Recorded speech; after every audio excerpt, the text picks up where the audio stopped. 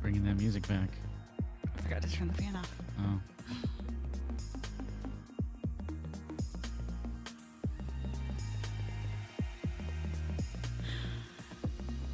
Hey everyone.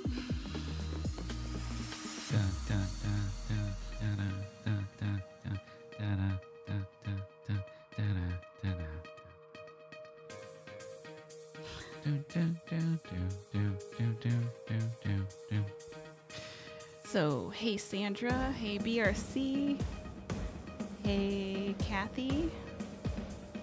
Trying to go through. Hey Jennifer, hey Froggy. Hopefully I didn't miss anyone. Yes. Hello. Hello to all. Good evening. Good night. Good noon. Good morning. Good whatever. This is Wade. And I'm joined by my awesome co-pilot and supercalifragilistic expialidocious, most awesomest, most dopest of the yokists. Oh goodness. Mrs. Wife. Hey. What's up? So, hey everyone, thanks for joining. Done. It's over. Yes, we took a little break last week because life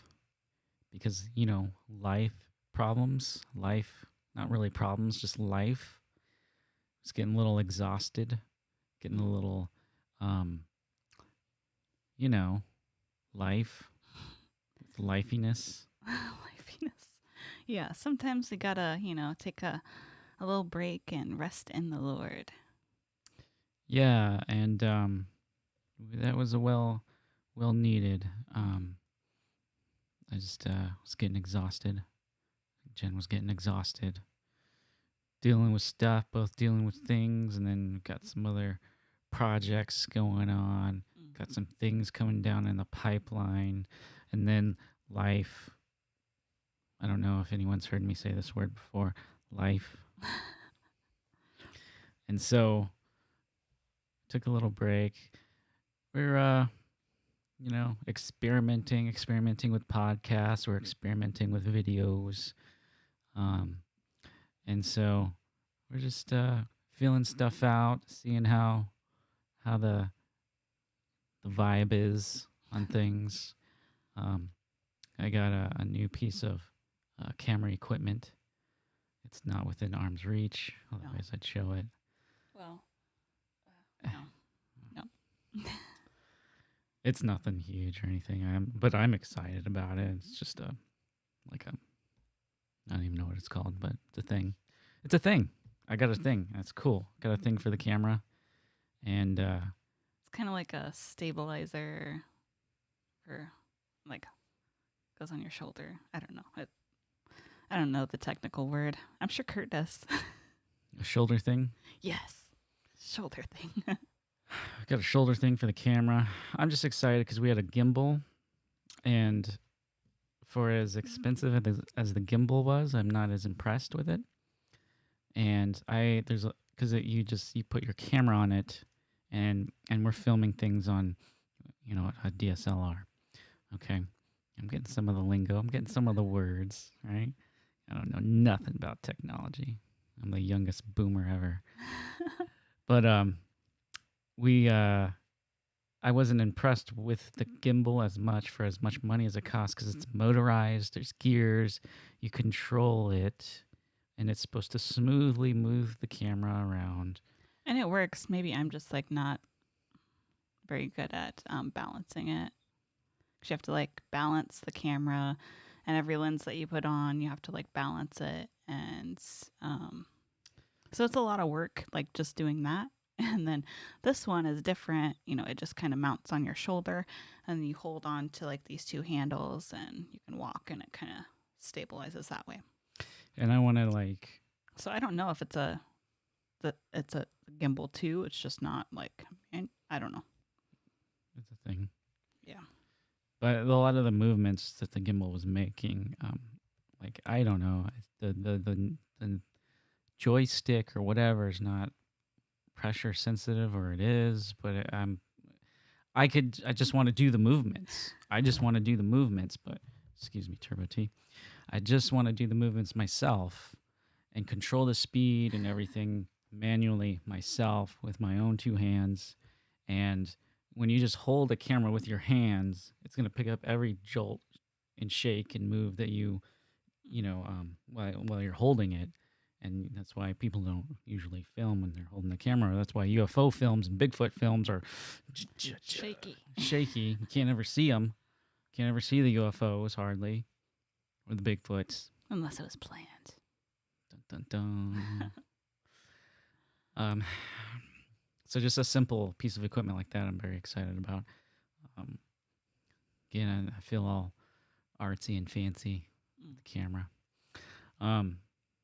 And I've been doing some other things, photograph things with my phone, and then I got an Instagram account, and then I'm toying with getting rid of the Instagram account because Instagram is full of garbage and trash, and I thought it was just a place where I could put. Listen, I thought it was just a place I'm going to put my photos on here, right? Because I've seen other people put their photos on there.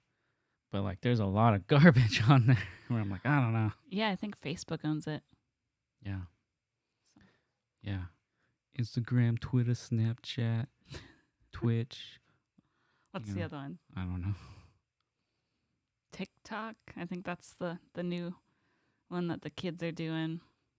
That one's owned by the commies over in China. Probably. It was. I downloaded it to see what it was, and that's garbage too. Yeah, just more tools to. I mean, I guess like because I played around with getting rid of Facebook because Me again, too.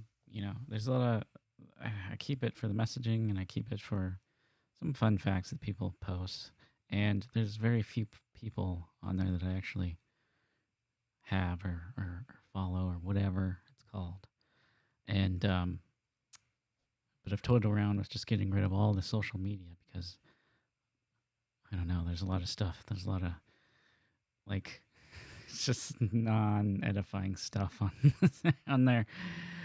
But again, it's like a double-edged sword, I guess. I mean, it's kind of like how I view, some of the holidays or whatever. We can cower, we can stay in home, and we can let the devil have that day or whatever day we think he owns or whatever. But any tool, any day, any whatever, if we're bearing the light, right? If we're the real light bearers, then whatever tool, whatever day, we should be able to use it for Jesus, right? Right. Um, but it's easy to get bogged down by the negativeness and the toxicity of the social justice kind and the many, many shrieks and screams of a certain political affiliation. I'm going to get the crickets sound effect for the board. Okay. How we doing, wife? I'm doing good. Well, my tendonitis stuff is flaring up, but just my arm's been bothering me. But other than that, Yeah. doing good. Why'd you get the tendonitis? I don't know. If I use my arm, I don't know very much. So either typing or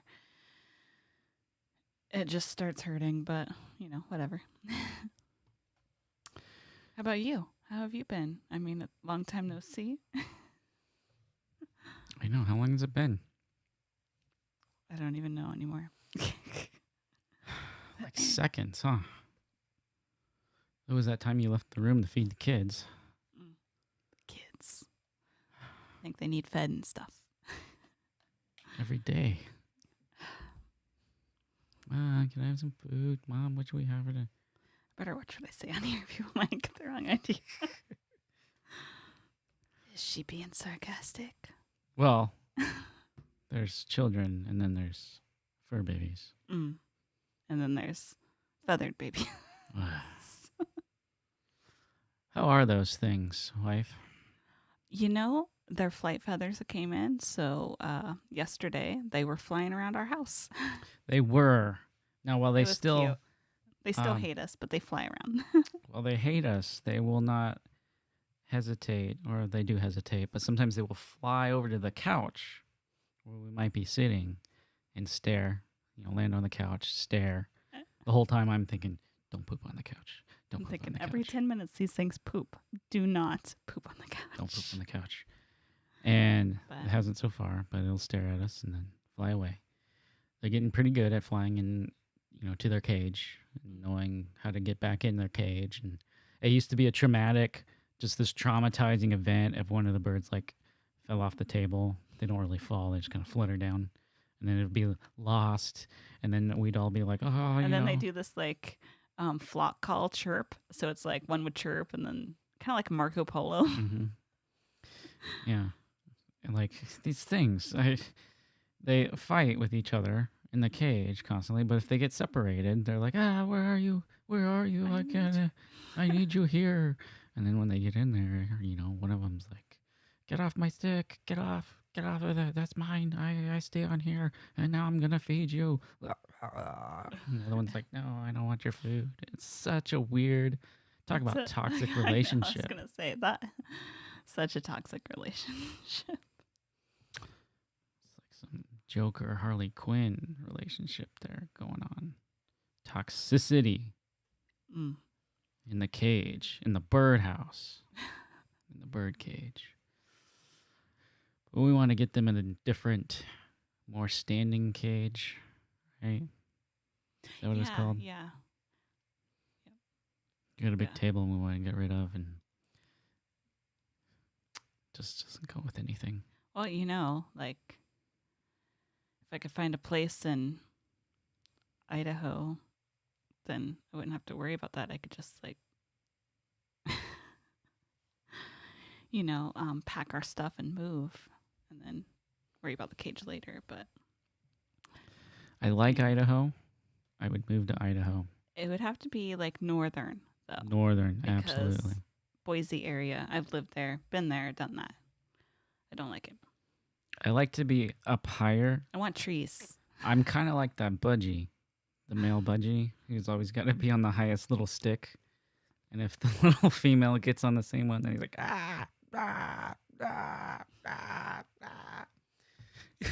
just like that, too. Oh, So, like, goodness. if we move somewhere, I got to be up in the higher elevations, right? And I want to be close, up by Canada and all that, but not in Canada, but by Canada, because I have to be in a place, even though, like, I'm not completely sold on Bigfoot. I want to be able to look out my window and think there might be a hairy monkey out there. I'm like a 20-second delay on the little iPad thingy that I'm on, and so I was laughing as she was talking because it was at that part where he was like,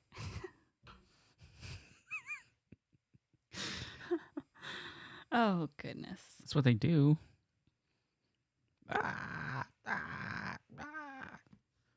And then, like, you tell him hello, and he's like, like, oh, hello, you want a treat? Oh, yeah. But anyway, speaking of feathered friends,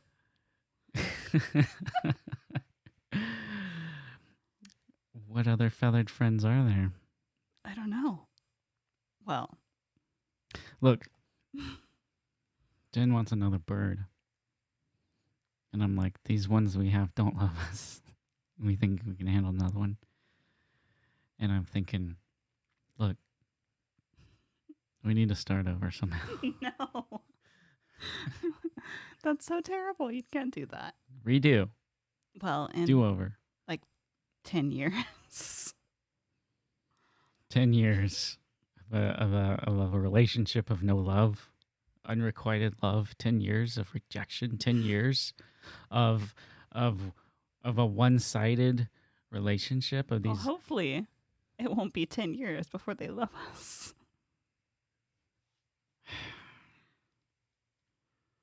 They're flying out of their cage, so I just wonder if they forget we're in the room or they can't tell how far away we are. But I have like walked up to the cage and the little boy has like come up to the cage. Like come up to the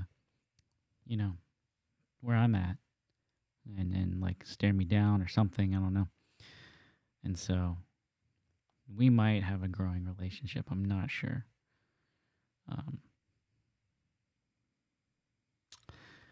But we have got some stories for you tonight. And I'm going to be honest, I don't know what direction the show is going to go. Okay? Because I have some scriptures prepared. But like there's a story, the last story that we read, it might gear the show in a different direction because I want this to be a laid back thing and not the most structured, even though we've got structure. We've built some structure, some infrastructure, and some structure on top of the infrastructure. And then squirrel, side note, on a totally completely unrelated matter. There's a hair in my mouth. But that's not what I wanted to say. In one of the last videos that we did that I urge you to check out called Riots from the Egregore, I made a mistake when I said a word. And it's been bugging him. And it's been bugging me ever for like So the that's whole all I time. could think about is that one word that he made a mistake on. Legistration, I said. I said legistration. Instead of legislation, I said legistration. And it was too far into the process. I couldn't really correct it. And I was like, just let it go out that way. But me, it's been plaguing my mind. Like, Is that one thumbs down because you said Jen was like, there's one thumbs down. And I was like, it's because I said legistration. That's why. They're like, this fool doesn't know what he's talking about. Legistration. What? thumb down? Thumbs down. Maybe it was Oh, me. goodness. Maybe I went in and thumbs down. Never. Anyway. Squirrel. The show, like I said, I've got scriptures prepared, but there's a story in our odd news that is like making me think and kind of like, what? And I didn't do any research on it, but we could probably just talk about that last story because it's really, really weird and eerie. And to me, it could be the basis or springboard of so many horror movies. It's so odd, and I didn't know that this was happening. I didn't know it was occurring, but I'm not going to reveal what it is until we get to the story. So that I'm going to leave you hanging for a second here. So we're going to take a quick little break, and we are going to bust out some odd news.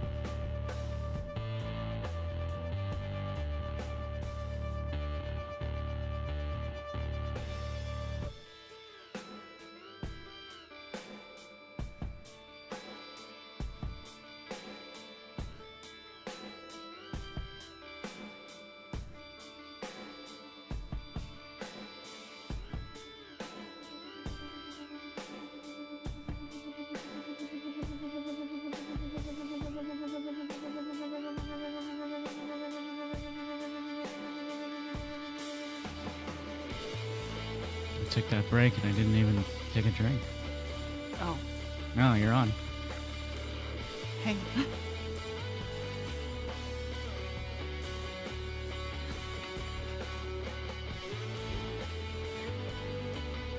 There's a delay, so oh my goodness, I have a weird face.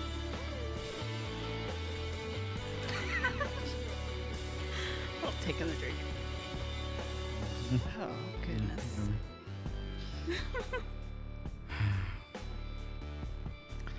I hope everyone is still doing good for that minute that we left. That wasn't a minute.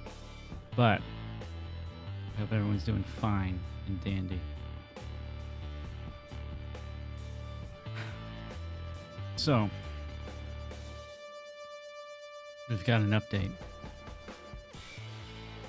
See, it seems to be a recurring theme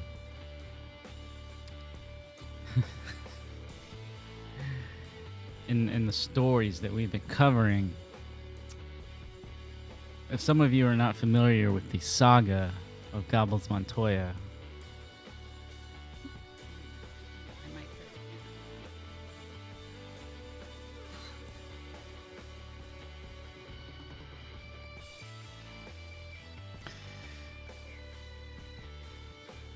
if you're unfamiliar with the saga of Gobbles Montoya, well, let's just say he's an agent of destruction, an agent of chaos, an entity born from the flames of vengeance, anger.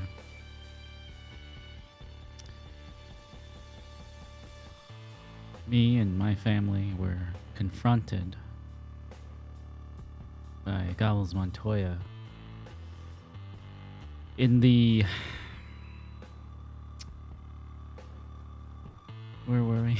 Montana. In Montana, we first encountered this beast. Look, we barely escaped. And now we've been seeing stories across the nation about wild turkeys wreaking havoc in neighborhoods, wreaking havoc, closing down playgrounds and parks because of their savagery, their assault on the patrons who are attending these parks, who are just trying to live their lives and then enjoy an evening or a day of peace with their family, yet have to endure the torture of a twisted, demented turkey that's bent on the destruction of the human race. We've got an update here. I don't know how long ago, a month or two ago, we read about a turkey who very much matched the description of Gobbles Montoya. We know that Gobbles, in his mission of revenge, and it's blind rage. He doesn't have any kind of focus. He doesn't have any. You can't reason with him. You can't do any of these kind of things. See, again, he's just a force of nature, right?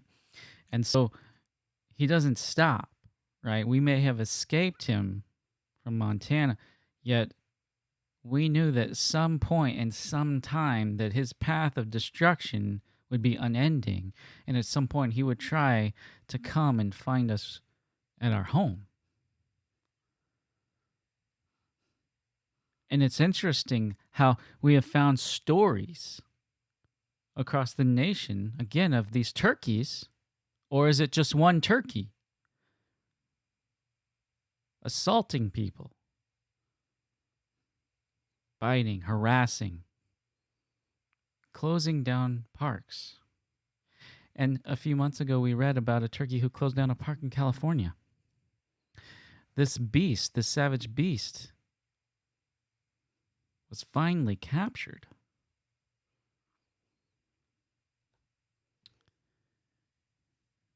Again, we're reading the odd news by Mr. Ben Hooper on the UPI site. Wildlife trapper dons disguise to capture aggressive turkey. Which one is this? An aggressive turkey that matches all descriptions of Gobbles. And this is only in California. Remember, he has no sense of direction. He can't see my red car. California is close, but not. Anyway. Aggressive turkey that terrorized a California neighborhood for months, was captured by a wildlife expert who disguised herself as an elderly woman to trick the foul. And that's the thing there. This is why these things get no redemption. This is why Thanksgiving is the great and terrible judgment day for them.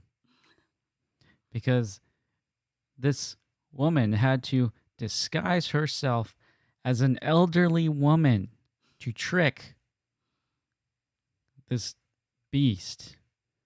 Why? Why might you ask? Why? Well, let's read on and we shall see. Because remember, oh yes, this turkey had a name. Gerald. Close enough to Gobbles. Gobbles. Gerald. Gerald the turkey, or whom I suspect Gobbles, a frequently sighted bird in Oakland who caused the city's Morecambe Rose Garden to be closed to visitors during the summer. So we read this a month or two back. Was finally captured Thursday by Rebecca Dimitriak, Director of Wildlife Emergency Services. Dimitriak said she disguised herself as an old woman for the operation after Oakland Animal Services personnel reported that Gerald preferred to attack the frail and elderly.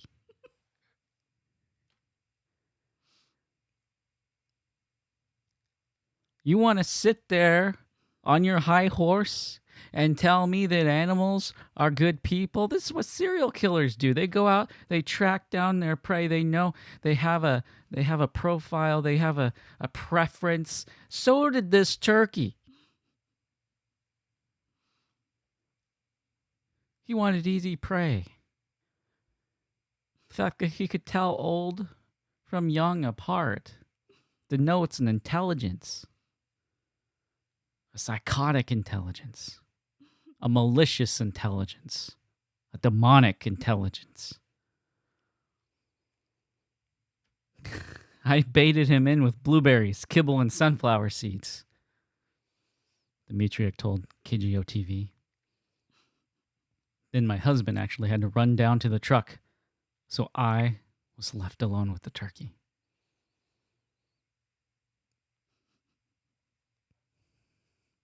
This needs to be a movie. Dmitriuk said she baited Gerald into charging at her, giving her an opening to grab him by the scruff of his neck in a way that did not harm the bird. You think I'd be caring about that? Gerald was relocated to a wild area in the East Bay Hills, Dmitriuk said. You think he's going to stay there? You think he's going to stay in the East Bay Hills? He'll find you. He'll find his way back. He'll find more old people to go after. He'll find elderly out there who want to just innocently walk some trails and walk on the countryside. Grandma, how did you fall? I couldn't see it. I could only hear that.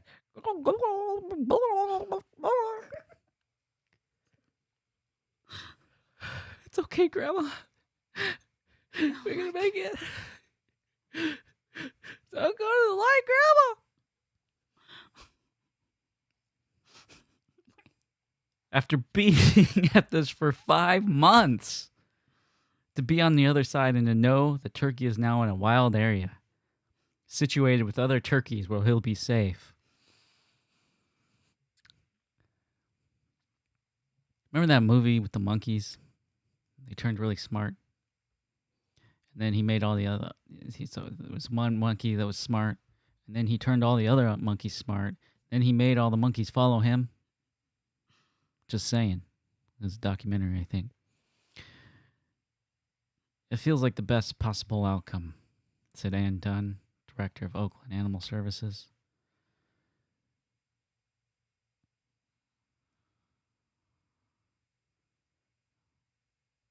Look, in this case, in this instance, this is where I'm like, no mercy.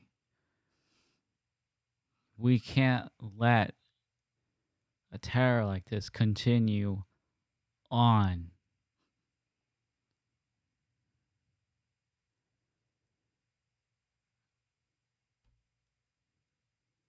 God flooded the earth because every thought, everything that proceeded from man was evil.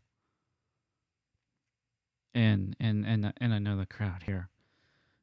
You know, we know what's up with Genesis 6 and everything. God flooded the earth. He's like, we gotta just wipe this out. They messed up. We can't let what? I was gonna say, do you think Gobbles is a Neffy turkey? No, I think he is a possessed turkey. We know that animals can be possessed. We get that from scripture. Those pigs got possessed. So animals can be possessed. I make the case. This one sought out the elderly. This turkey has no remorse. He has no guilt. Lock up your grandparents. hide the elderly. Everyone's worried about COVID-19 coming and taking out people over 70. No. Thanksgiving can't come any sooner.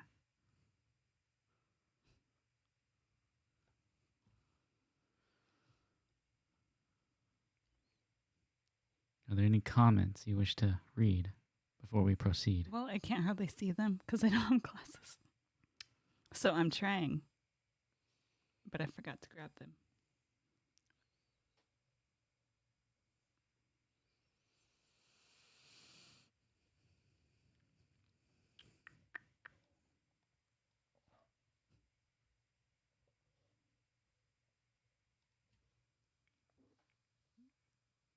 I'm going to the next article. Okay.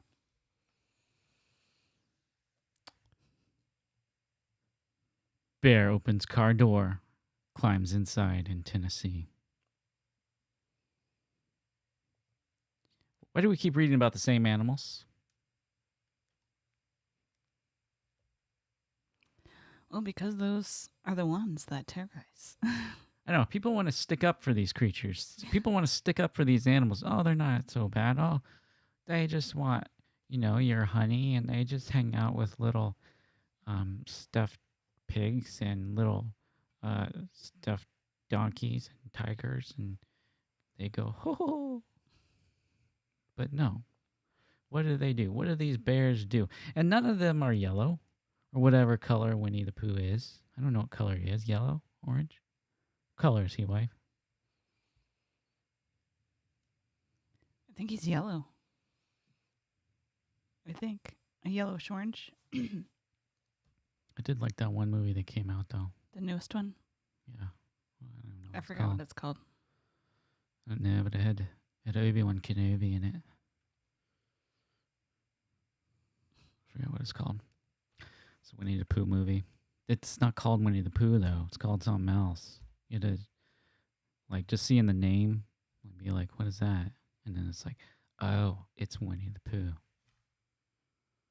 I don't know. Yeah, I can't remember.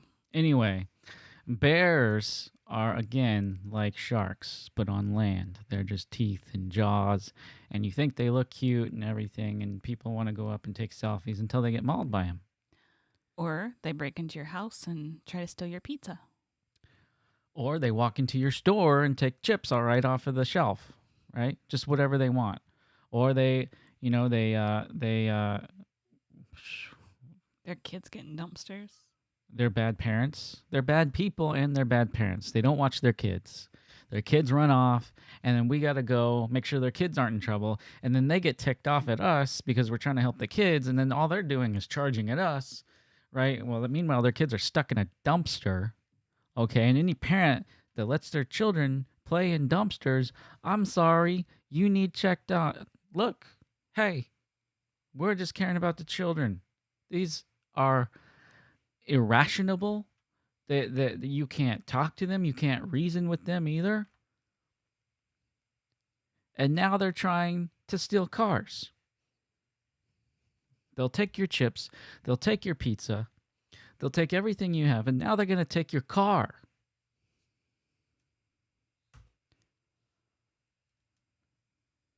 An Indiana family visiting Tennessee captured video of a black bear wandering up to their unoccupied car, opening a door and climbing inside. Yes, the bear opened the door.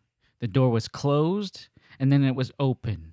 It was closed, and then a paw came to it, and then used its little paw nails, and then opened the door. Wife, the door was closed, and then it was open. Well, I guess they need to learn to lock their vehicles. Remember Jurassic Park? The raptors? They can open doors. And then it shows their little hook hands like, and then the doorknob's turning. You're like, oh my gosh. They open doors. Well, if a raptor can do it, so can a bear. This bear opened the door of the SUV. The Frank Zach family said they traveled from Crown Point, Indiana to Sevierville, Tennessee. Oh, gosh. Oh, no. To celebrate a grandmother's birthday.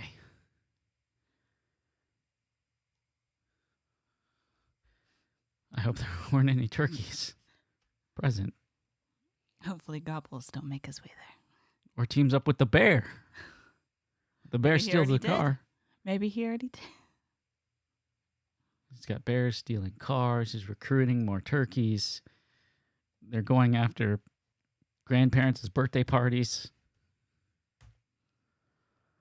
One of our bucket list things was to see a bear. The father, Brian Frank Zach? I don't know. For Zach? You need to spell their name more American. Like Franklin. Brian Franzak? The family said they were shocked. However, when a bear came walking up the driveway of their vacation home and headed for their SUV, I just screamed, "Oh my God, the bear is here. The bear is in the driveway," Mom Carly said. The family captured video as the bear opened a back door of the vehicle and climbed inside. I was at go-karts racing, and my grandpa got a call about a bear in their car, daughter Olivia said. And we couldn't believe it at first. We thought my uncle got dressed up as a bear and went into the car. Huh. I'm sure they were surprised. The Tennessee Wildlife Resources Agency recommends residents and visitors keep vehicle doors locked at all times and make sure food and trash are secured where the animals can't reach. Again, another, or are bears, listen to this, are the bears being,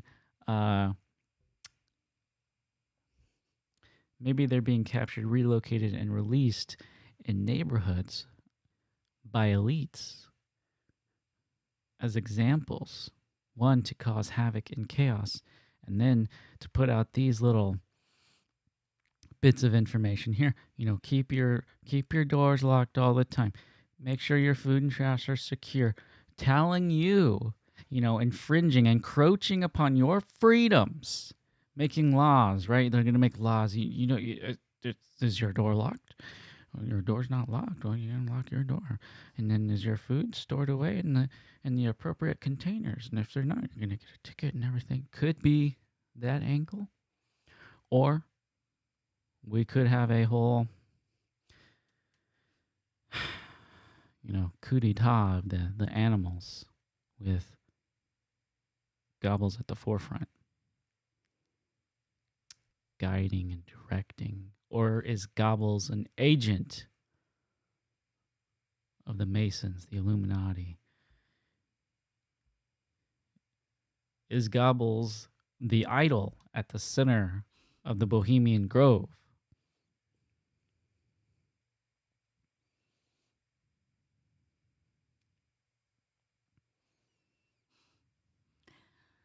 Who knows? Oh, I do have to say, Matthew, he said, Dana Coverstone was wrong. Turkeys invade the elderly homes. But in the new, Western NAR corporate American gospel, if he's a little bit right, then he's okay, right?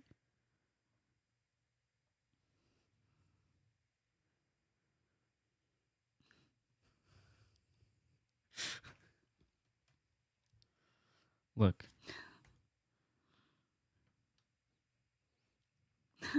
Not only do you have to worry about BLM and Antifa busting in your car, trying to take everything. Now you gotta worry about the bear. That's the cities. Now the bears and stuff seem to be going in the country. They're in the rural areas. Yes. So see, they want to drive people to the cities, but in the cities you've got Antifa and BLM. And it's interesting how they have to point out the color of the bear. I think That's a little racist on their part, but it's just me talking. Mm. Well, BRC says Gobbles took a bribe money from Soros. See, he could have. I think Soros is being controlled by Gobbles. Wouldn't it be like bribe honey though? You know, or what do bears eat? That would Garbage. be the bribe garbage. They just, and like they ask, like, how much did they pay that celebrity to do that awful movie? And it's like they drove a dump truck of money up there. Well, they're backing up dump trucks of just trash, and the bear's like, oh, okay. Look, I know that the bears are in this, and the turkeys, and then the frogs, and then the Bohemian Grove, and then 1776. Ah.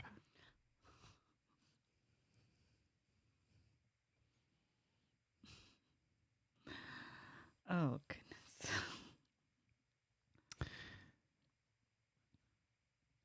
Animals are bad people. I believe the other week we talked about some raccoon. Yeah. Yep. Can I share a story with you? Yes. Share away. I've already shared this story with her, but I'm going to share it with you all. So I was at work, okay? You know this story. I was at work, and look, I am a night owl, okay? And I work whenever I work, okay? I don't have set hours. But I work late, kind of. I work in the evening, all right? And I was outside. I happened to be outside, and they're in front of like a public buildings or whatever. And, there's like garbage cans out, right? And I had saw something go into a trash can. And I was like, what? And I walked over and I waited because I wanted to see if a little raccoon had gotten in the trash can. And I wanted to see it. I wasn't going to stand very close. And it emerges from the trash can, tail first, right? And it backs out. And it's a trash can that's got like a covering over it, okay? And then it slowly emerges, I said backwards. So it climbed its way backwards out of the can. And as the animal started to make its appearance out of the trash can, I realized it was not a raccoon, but it was a cat. And this cat had in its mouth a chicken strip. And as soon as the cat saw me, he dropped his chicken strip and bolted across the parking lot. I couldn't see him. I felt bad because that cat had lost his chicken strip. But I didn't feel too bad because the cat had a collar. I was like, ugh. So if you have cats and they're running around outside and they run loose and they'll come back for a while, whatever, you might want to give it a bath because they'll hop in trash cans. And then if you get your cat that likes to get onto your counters and on your table, what if it was in a trash can? Then you've got like a trash counter. And then it gets in your bed and lays in your bed and lays on your covers. And then you got trash covers. And then it licks your face and then you just lay on you. And then you got trash face. And you trash. It's this gross little trash paws on you. It's gross. Gross. Wash your cats. Have you ever tried to wash a cat? Yeah, it's fun. They're a lot. It's crazy. When they go fight or flight, they're a lot stronger than they seem. Wiry little things. Kathy says maybe Gobbles is a Bigfoot from Canada dressed like a turkey. Could be. Is that like an insult towards Canadian Bigfoots?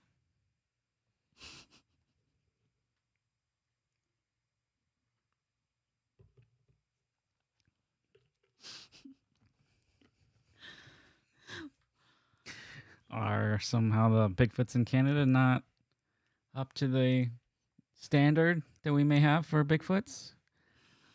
I'm just saying, I don't know how well he could fit into the turkey costume. I'm of the opinion. Maybe it's a baby Bigfoot. But where does its big feet go? I think we're missing the simple fact that it's got giant feet. Okay? Look, Gobbles covers lots of ground. He covers lots of ground. He runs like an ostrich. Whether Bigfoot's dressed up like a turkey or not, I don't think he's going to be able to cover the same kind of square mileage as Gobbles can. Or imitate that. Sasquatch, he's a little, he was back in high school, he was pretty in shape and everything, and as time went on, he not working out as much and just got a little slower, and metabolism slows down. A few more berries every now and then is kind of added on, and he's not the same primate he was in the past, but he's trying, okay? He's stuck in the woods as much as possible. It's, there's more people than ever out there trying to get as much shaky cam footage of Bigfoot as we can. Okay. He's trying. I really don't know if Bigfoot is involved in the conspiracy or not. I think he's busy abducting people in state parks. Went there. I'll say what David Politis won't. It's Bigfoot. 411, it's Bigfoot. Mic drop. In the show. Well, BRC says we're all turkeys up here, Wade. Kathy says it's a great disguise. They are very flexible. They teleport. The Bigfoot or the turkeys? Well, Bigfoot? If Bigfoot is dressed in it as a turkey, then both.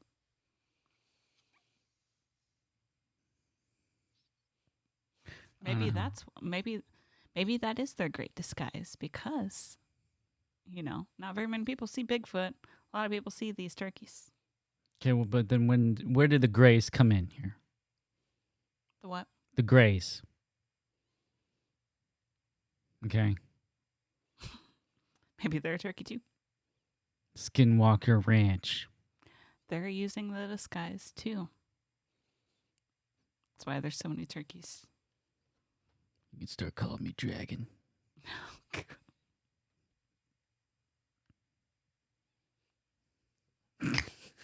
Why did you go there?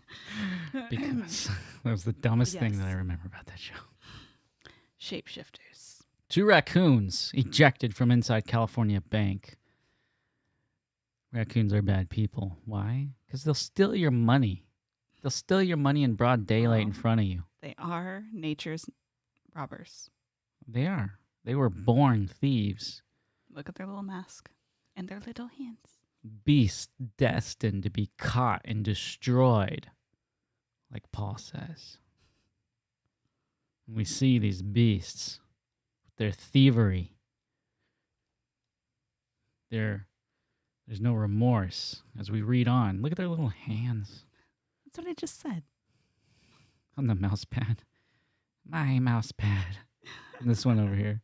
Which way should we go? And this one's pointing. We're going this way. The money's over here. The money's over here. See, those bears are big enough to walk into the stores and just take what they want. We can steal this money and we can throw it at people and take what we want.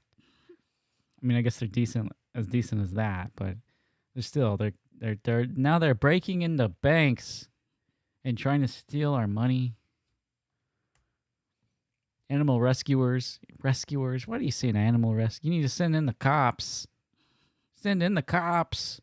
If I fell through the ceiling of a bank and refused to leave, animal rescue wouldn't be coming to get me and relocate me out into the woods, into a safe area where there's other Wades running around freely.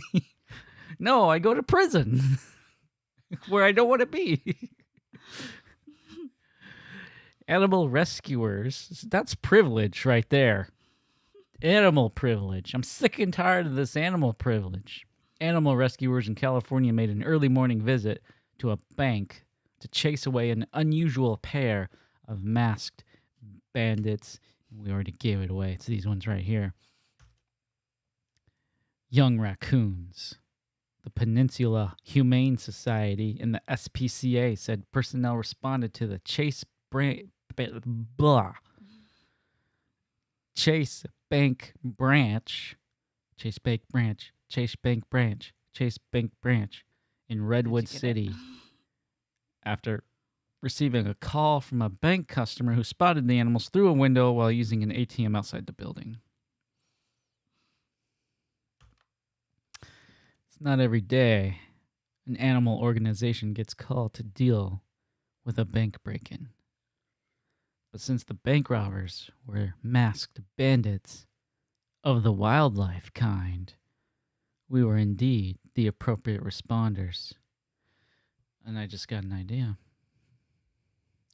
The next time I fall through the ceiling tiles of a bank, I just need to dress like a raccoon.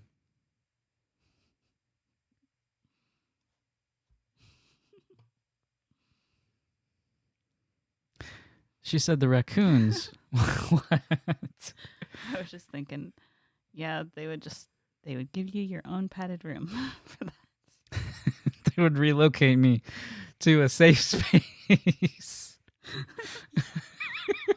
Yes, they would.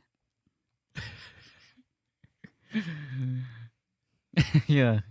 See, I'd just like a raccoon, and when somebody came in and saw me, I'd go over to the trash cans, start digging in them. Froggy says, aren't we all bandits now with these masks? It's very true. I know. I was thinking about getting the little I mean, they used to call the cops the way you walk into the bank. I mean, the way you walk into the bank now, it's how they used to call the cops right away.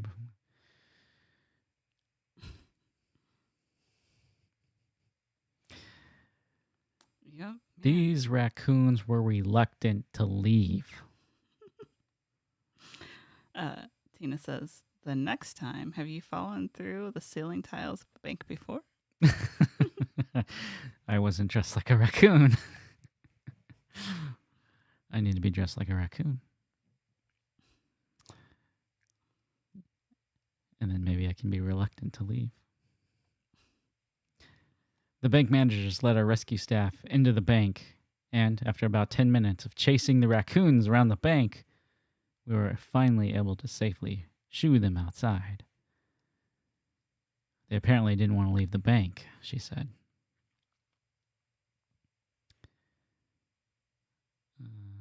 I don't know who Tarbox is. Martin Tarbox. Okay. Well, Martin Tarbox said PHSSPCA-RSECPT personnel conducted a brief investigation to determine how the animals got into the building. So a whole, a staff conduct a brief investigation. Detective work. There were muddy paw prints on a tree outside the bank. So we suspect the raccoons climbed the tree to the roof of the bank and then somehow managed to crawl into the air ducts and fell through the ceiling tiles onto the floor of the bank. There were several broken ceiling tiles, and the masked bandits knocked papers around and even a computer over. Thankfully, the raccoons were not injured during their morning escapade, and to our knowledge, they didn't abscond any money. That's a fancy word of saying they didn't take any money, but they weren't given the chance to. No, people are busy chasing them around. They can knock papers around. They can knock a computer over. See the privilege here? It's just like when those people were burning down buildings and knocking statues over. They're like, oh, it's there, it's from years of oppression, and like it's completely rational to act out in ways that seem aggressive and everything. Same thing happening here, making excuses for these animals. Just like we make excuses for those animals who live in the cities. Let's see. Tina says, if animals can get in, how secure is this bank? How secure can this bank really be? They're bandits. And then Froggy says, Gobbles let them in. I'm gonna note which bank this is, where the tree's at. Maybe where those raccoons went off to. Because they can do this. They can refuse to leave. But these people are like, well, thankfully they're not hurt. Thankfully they're not hurt. What if they got away with $10 million? Would you be worried about how much they're hurt then? What if they went in and they nod and chewed up the money? You know, like mice chew up papers and everything. And then they left their droppings everywhere, you know, and then knocked over more computers. Would we be going, oh, you know, the animals, it's just, you know, we're glad that they weren't hurt and la-di-da-da-da. Of course, you know, it's a Chase Bank, right? So their money is FDIC, you know, so it's federally insured. So they're just going to wait for the government to print out more worthless money to give back to them because the animals came in and chewed it all up. Well, Froggy says reparations for Turkey. And then BRC says it is sorry, I can't hardly see. It is an animal conspiracy. It is an animal conspiracy. They're taking their reparations by force. Going after the old ladies. Going after elderly people and their social security checks. Going into banks. Hijacking, carjacking. Kathy says, Wade, if they got hurt, you wouldn't be reading this to us, right? It would, if they got hurt, the story would be spun a different way. And it would be like racist bank, racist bank injures wildlife activists. Masked wildlife activists.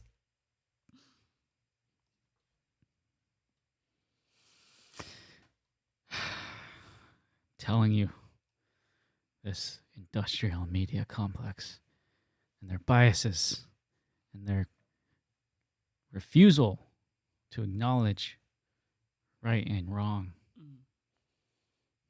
I'm disgusted by this display from the animal kingdom. I'm disgusted by their animalistic behavior. I'm disgusted by the animalistic behavior of these animals. They're awful people.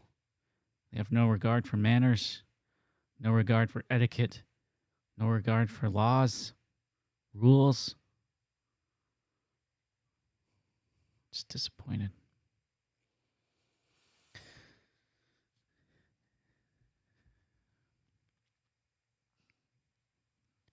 Racist bank injures masked wildlife activists. We're going to be going into our last news article, and this is in the Odd News. Yes, and it is interesting. It's quite odd. And I was like, it could be a show in itself. And I didn't know this was going on. And this is wherein I'm like, maybe we can just hang out and chat about this particular article. I don't know. We'll see. We'll see where it goes. Because it's weird. It's weird to me. Just because I didn't know what was going on. And I didn't know it was a thing. But apparently it's a thing. And it gets into like philosophical things, you know.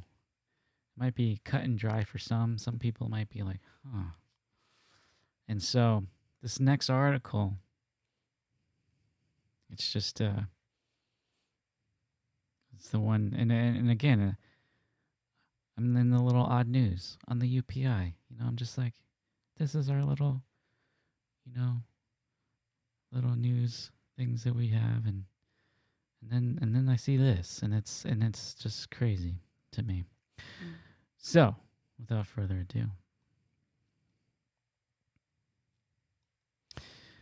Iowa woman has deceased pet cat cloned. One, it's a cat. Get over it. You walk, you walk down any street and there's a box full of kittens. Take one. You had a good cat. One good cat for 13, 14 years. And he died of cancer. I picked this cat out, not this one. Ugh. I picked a cat out when I was 5 years old. He passed when I was about 18, 19. He lived long enough to meet my future wife, Mrs. Wife. And Jen was able to see my old cat. And then she was able to see him slowly die of his cancer. He had to be put down. Yeah, he was cool. He reminded me, we used to roughhouse. We would go back and forth. He'd smack me around, and then you'd throw him on the bed, and he'd come at you, and you'd throw him on the bed, and he'd come at you. And then, like, he'd have that little hissy growl face, and he always reminded me of Godzilla, the way his little face contorted. It was weird. But there was one good cat, yes. Matthew says, not kitty clones. Kitty clones, indeed. Iowa woman has deceased pet cat cloned. This is a thing. I did not know this was a thing.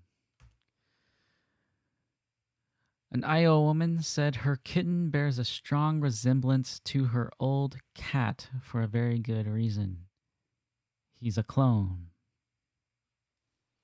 The Cedar Rapids woman, who wanted to remain anonymous, said that she decided before the death of her cat, Mr. Tufts,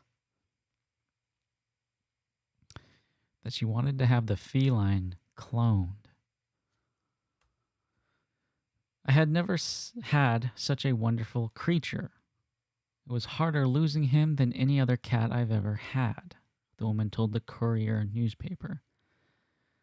Living tissue samples were collected by Dr. Kevin Christman of Cedar Valley Veterinary Center in Cedar Falls and sent along to Viagen Pets in Cedar Park, Texas.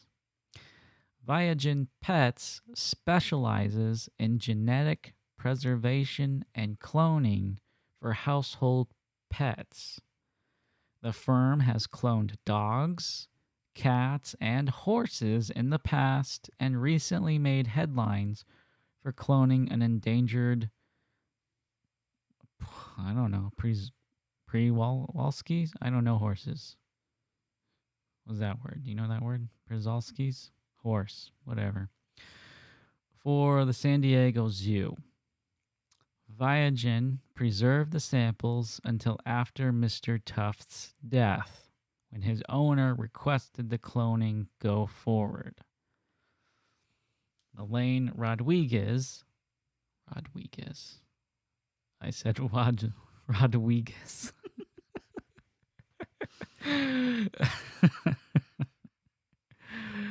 Because I can't get over this. Elaine Rodriguez, Viagen client services manager, said specialists use one of the frozen cells to replace the nucleus of a female cat's egg. The embryo was then transferred to a surrogate mother cat in a method similar to in vitro fertilization.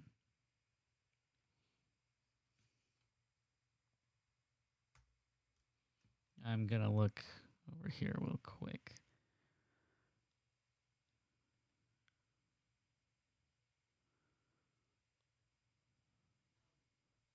Tina says she has buffering issues. Does anyone else have any issues with us buffering? I don't know if it's on our end or just Miss Tina Marie's here. So I'm interested in what some of you have to say about the animal cloning projects going on. I didn't know it was a thing. Sandra says so is hers.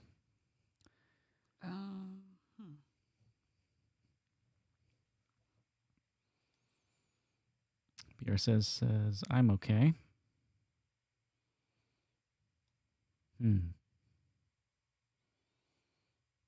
Kathy says not buffering here. Okay. Wonder if it's the app. Possibly. Froggy's maybe might be onto something here. So Gerald is Gobble's clone? Could be. Could very well be.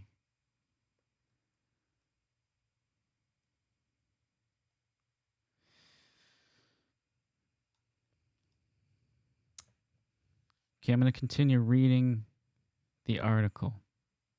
Okay. Mr. Tufts' genetic twin, Mr. Tufts Jr. I probably would have went with Mr. Tufts 2 or 2.0. Or nothing, because I wouldn't clone my animal. We'll get into some of our thoughts and feelings on this. Mr. Tufts Jr. is now 9 months old. He came to live with his owner, who also adopted the surrogate mother cat when he was 2 months old. The only physical difference, as far as I can see, is in health and body condition. The original T, or Tufts, had been found on a forest trail and had a very bad respiratory illness, the owner said.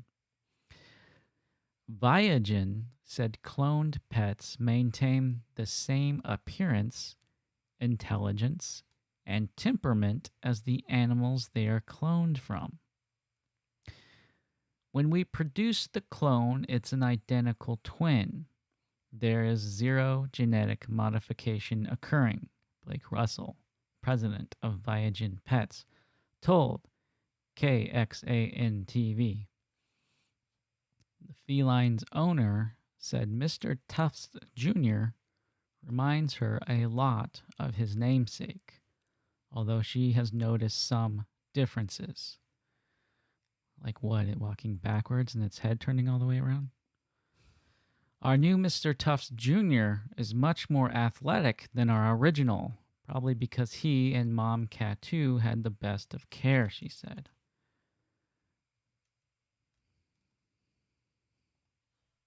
So because it was found on a trail or whatever and it had contracted a respiratory disease, right? The original, it wasn't in the best health. The clone, since it was brought up in different conditions, it's at optimal health, right? For the species, cat, size, everything, age. And so this is where it gets eerie to me, right? Where she gets into the fact that she's like, there's only a few things that are different, right? The only physical difference as far as I can see is health and body. Clone pets maintain the same appearance, intelligence, and temperament as the animals they are cloned from. The feline's owner said Mr. Tufts Jr. reminds her a lot of his namesake, although she has noticed some differences.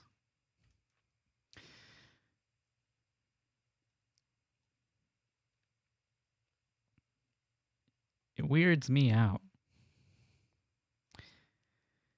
It's eerie when you go and you start tampering, you know, with creation like that. Mm-hmm.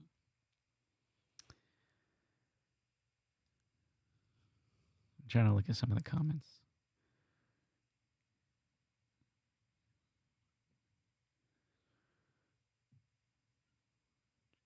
Buffering.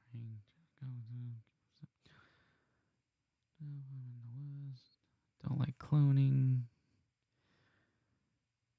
Definitely, bro. God created the animal the way it is. No need to recreate it. It's my thing is like the advances we've come so far, right? And we're copying animals and everything. Like, no matter what, each thing that is natural, right?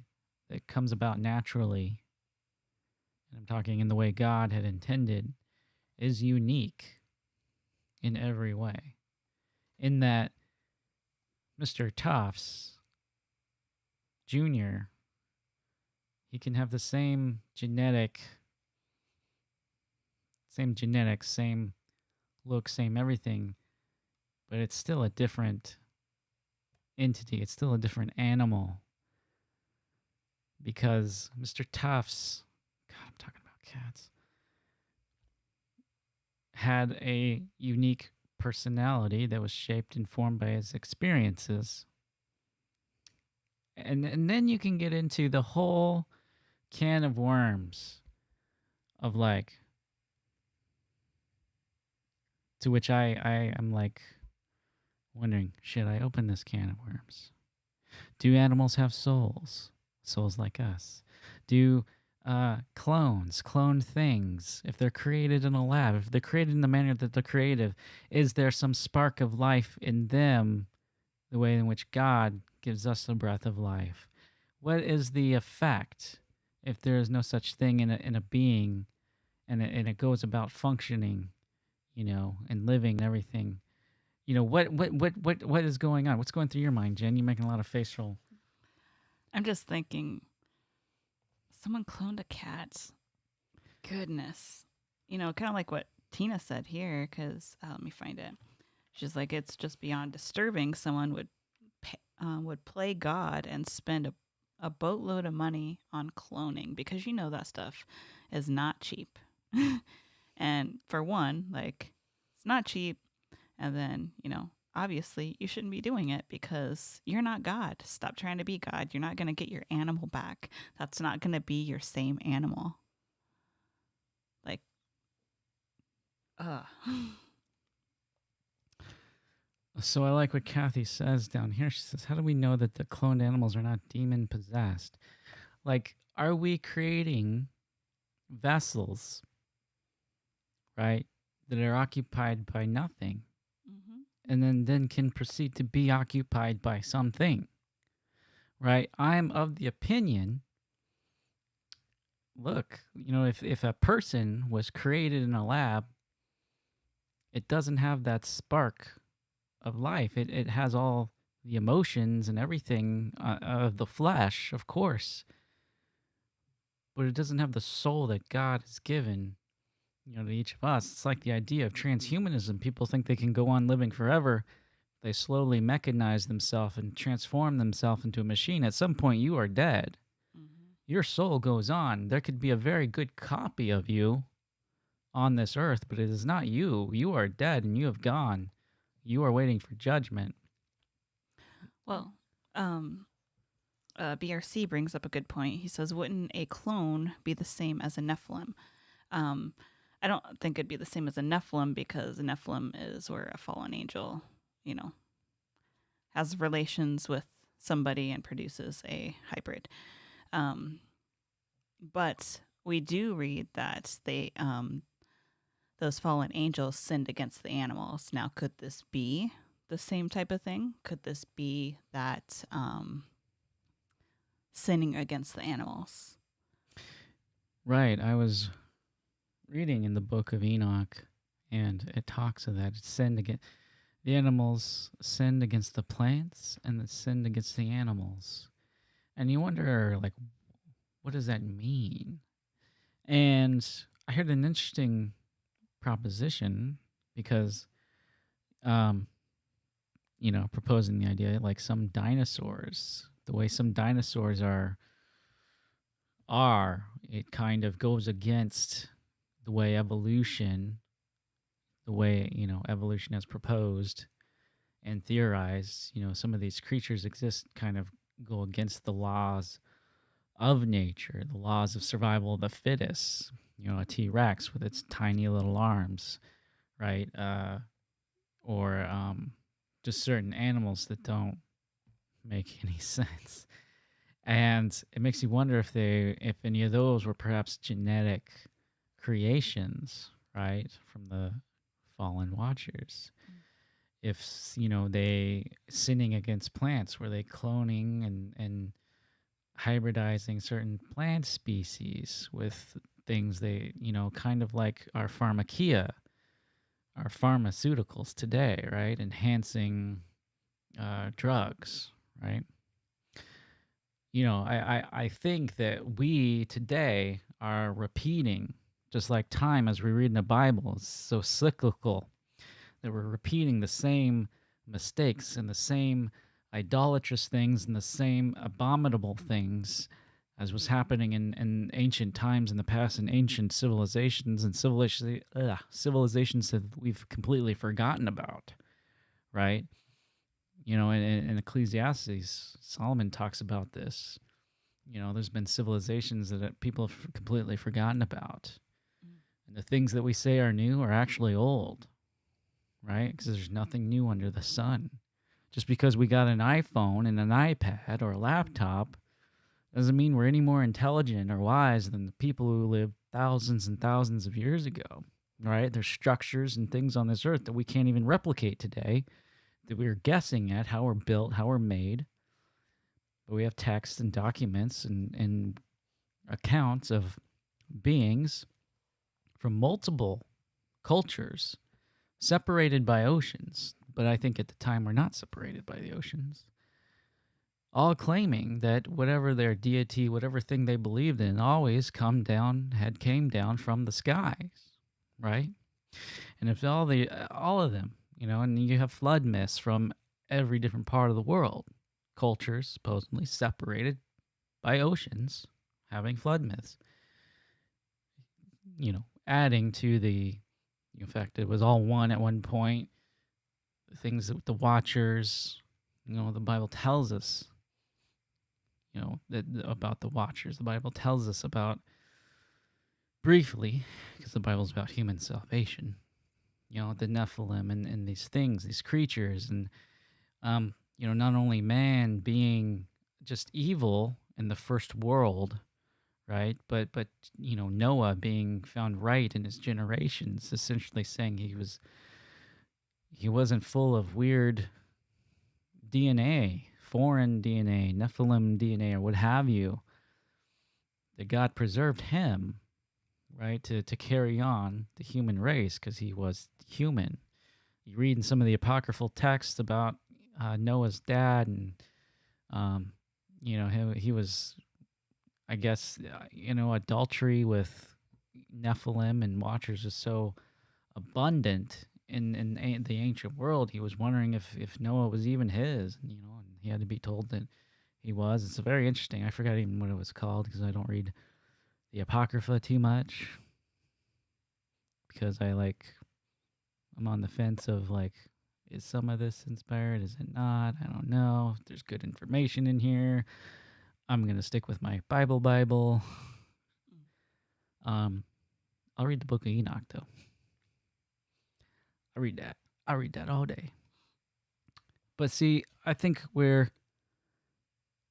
know that those fallen angels, and as you read in Enoch, and Enoch had to judge the angels who went down and left their first estate and sinned against God and sinned against man and brought about the knowledge, the forbidden knowledge, the knowledge of the cutting of roots, the knowledge of the stars, the knowledge of And I think there was things that God had instructed the angelic beings to teach humankind about, and then they were to give glory and praise to God. And then these angels, they took the praise and glory for themselves, and they became, or they wanted to be God, the God, of this culture, of this civilization, or whatever.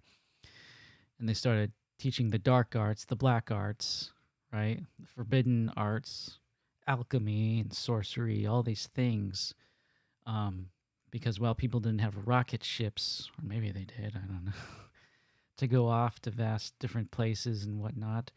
The traveling of inward, the traveling, meditation, the taking of drugs, going on a spiritual, journey, a spiritual journey of an, quote unquote enlightenment, and seeking out different knowledge and seeking out the entities in these other realms and all this stuff is all because of these fallen angelic beings.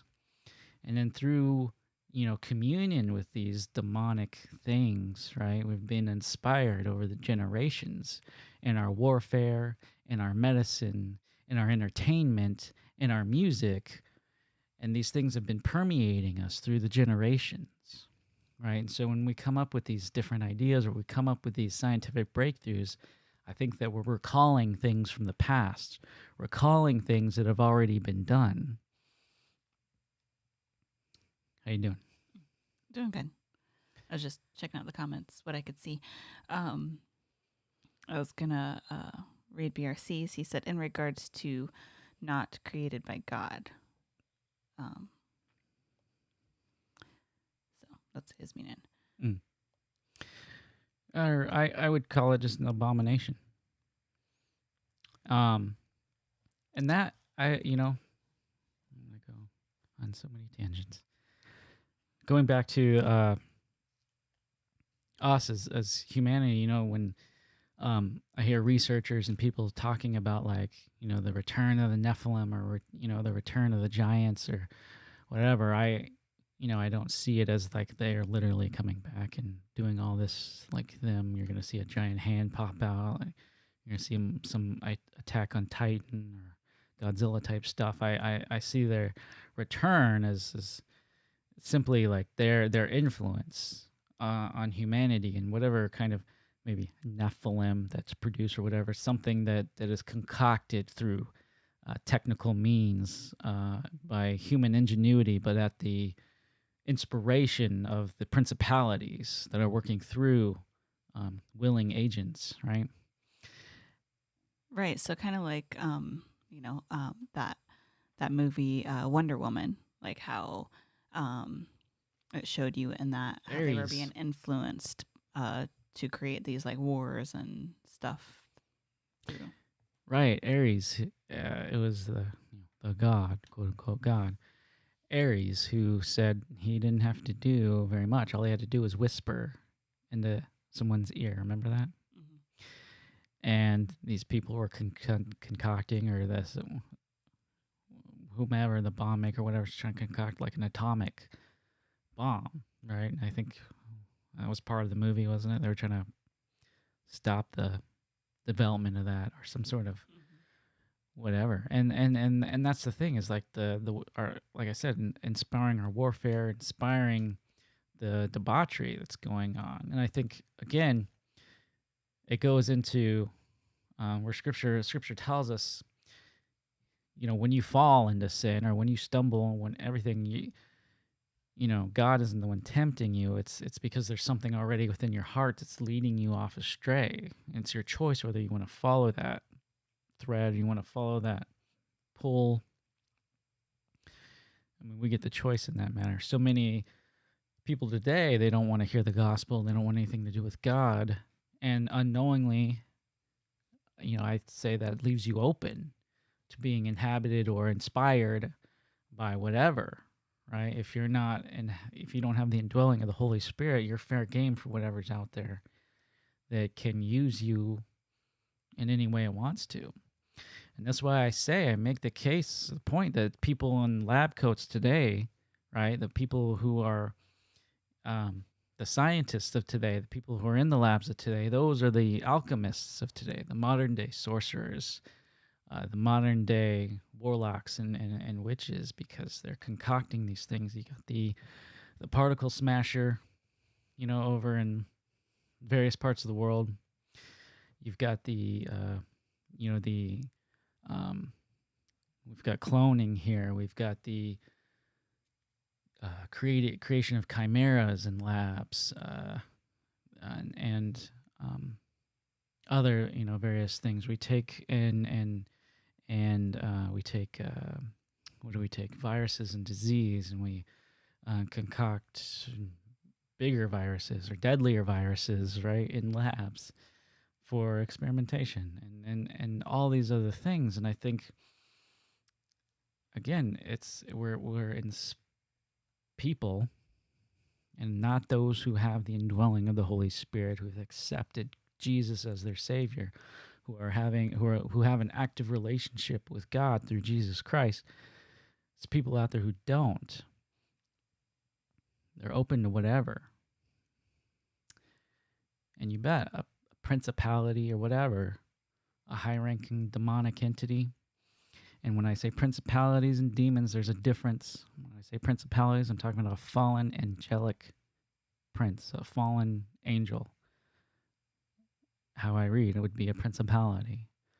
And then something lower, a demon, a daemon, a spirit, a bodiless thing, a disembodied spirit of the offspring of the fallen watchers. We get, Jesus alludes to Satan's kingdom and there being a hierarchy and an order when he talks about when the Pharisees accuse him of casting out demons by Beelzebub. Jesus talks about how can Satan cast out Satan, all these things, and you get the fact that there's some hierarchy in Satan's demonic order. And so, with all of this going on, I think that when we're cloning animals and whatnot, like you pointed out, it's not cheap. Well, Tina. That wasn't cheap. Go down to the cloning outlet, the cloning emporium, and pick you up. We're going to go ahead and clone Zoe here, and, we'll have another one on the way home. 2-for-1 bargain, I don't know. It's pretty spendy. And it kind of goes into the, to me, I also see, the pet as this person's god. Interesting that it's a cat, because the Egyptians used to worship cats. And that's why cats are so evil today, because there was thousands of years of worship in the past. And so it's bred into them genetically. They expect you to be on your knees in front of them daily. It's just bred into them. They can't help it. But anyway, I digress. But a form of idolatry. See, and I think through this technical means of reincarnation or bringing your pet back from the dead so you think, or whatever's going through your mind, to think that this is going to be the same pet, or it's going to be the same in some way, it to me it denotes idolatry. This cat is taken upon residence within the person's heart, and this clone, this empty vessel, is like the fruit therein, right? What's she gonna do? Keep cloning the cat? Keep, bringing it back? Well, you're not bringing anything back when you clone it, right? You're bringing something else that looks like the original. It has all the functions of the body. It has all of its functions and everything. But it's not the original, right? We can clone people. And I wonder if they have done it. I'm sure it's been done somewhere, someplace, on some island somewhere. Or heck, underground in the U.S. Who knows, right? We hear so many stories about deep underground military bases, DUMBs. and all the crazy things happening down in the dumbs. You know, you hear about aliens down in the dumbs. Um, the story, I can't even remember whose name or whatever, but we were watching. You know, the talking about, you know, you can't mention Jesus to these grays down here. They start freaking out and everything. How much, like, I don't know how much of that I believe, but it's interesting, right? I am so like apathetic in things where I don't get too shocked over what I hear, Mm. right? But like, you can't clone the breath of God, right? That's you know the thing that God does. He creates something from nothing, right? And He's got the breath of life that He breathes in each and every. You know, He knows us, right, in our womb, in our womb, in our mother's womb. He stitches us together. You know, we've got scripture that talks about this, Mm. right? Oh yeah, I was gonna read Tina's comment. She said it's like a form of necromancy because if someone's cloned, that it would just be a shell. There isn't a soul there. It would be something that's pretty much a walking dead person. They might be able to breathe and stuff like that, but there wouldn't be anything there. That place that we have, like you mentioned, that God breathed, soul that is in each and every one of us. A cloned person would not have that. It would be an abomination. Right. And if like I said, we're creating empty vessels, right, that are walking about on this earth, then you have familial spirits, right? And if that inhabits these empty vessels and, you know, these familiar spirits, and that's why you have that name Watcher, right? And you just watch, which another tangent. There's probably a lot of people. I'm younger, okay, so I know this stuff called anime, and there used to be this show called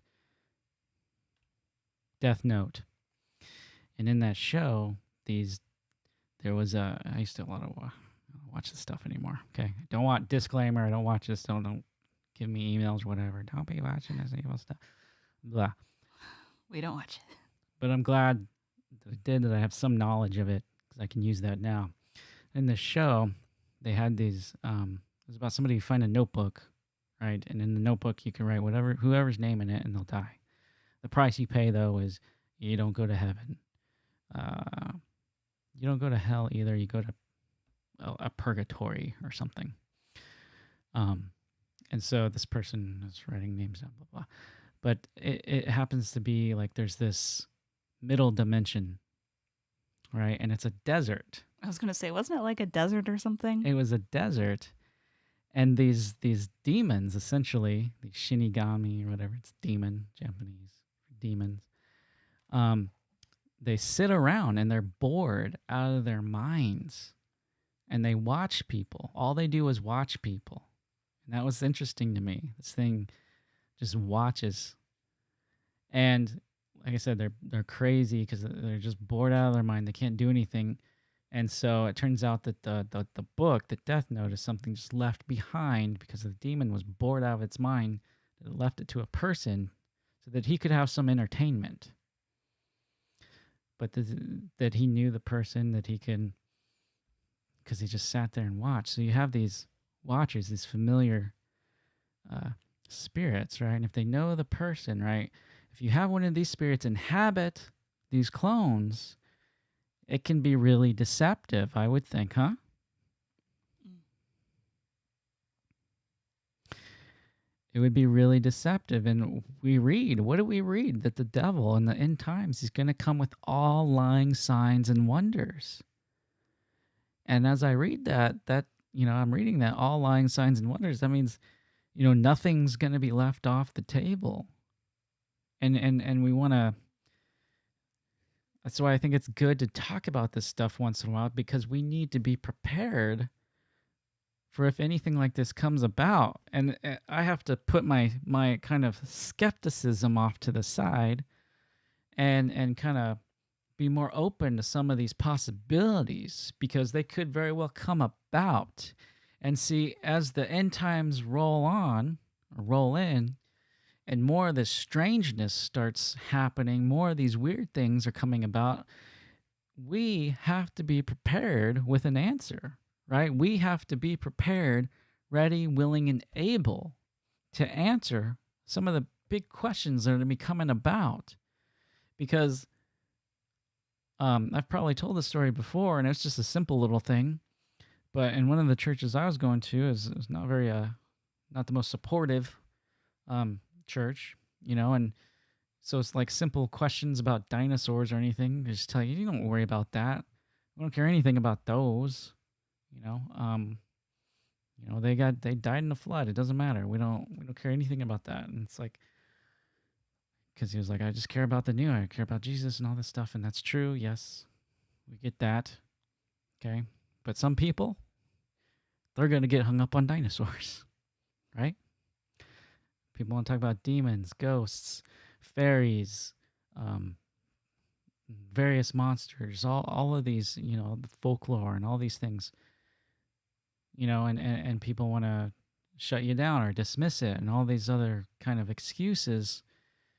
Lots of times people in the church don't have answers for these things, or they outright refuse to even talk about them in fear of, like, I don't know, opening up something or whatever, letting something in or whatever. They're scared to talk about these things.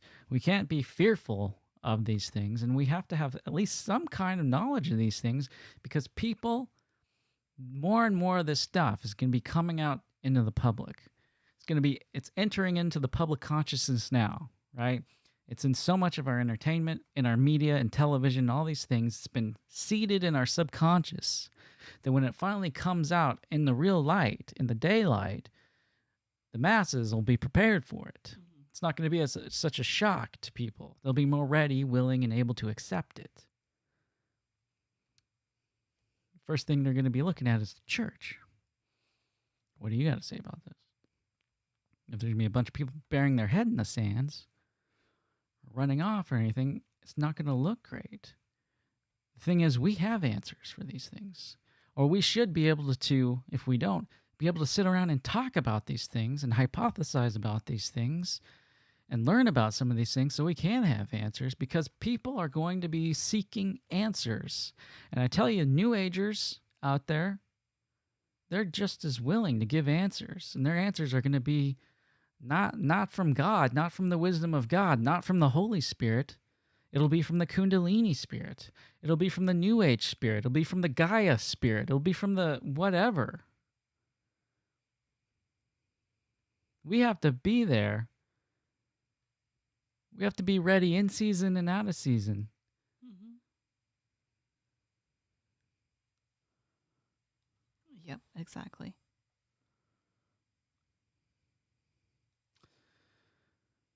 Dreamcoat, Death Note. You might know what Death Note is. Oh, Lil. So Dreamcoat might know what I'm talking about. Also says the Japanese know too much about the spirit realm. Very suspicious. They're not a spiritual culture, but they're steeped in tradition, right? Most Japanese would not identify with any type of spiritual belief, although some would say Shintoism, but they would lack the knowledge of what even that is. But they would follow the base, the customs, and everything. Because I've always wanted to go to Japan. Cool. But, like, we were going to go. We were going to go this year. But their society and culture drives me nuts, because it's a very works-based society, right? And so they are very reserved. They're very steeped in tradition to a detriment, I think. But who am I? A white guy from America. When I see Japan, I'm like, man, I feel like the gospel. I mean, I never hear of Christian missionaries going there. In the past, They're all like Catholic Jesuits, and those got killed. Very very bad history, but that'd be a neat place to evangelize. It'd be interesting to see how a way, because you don't want to.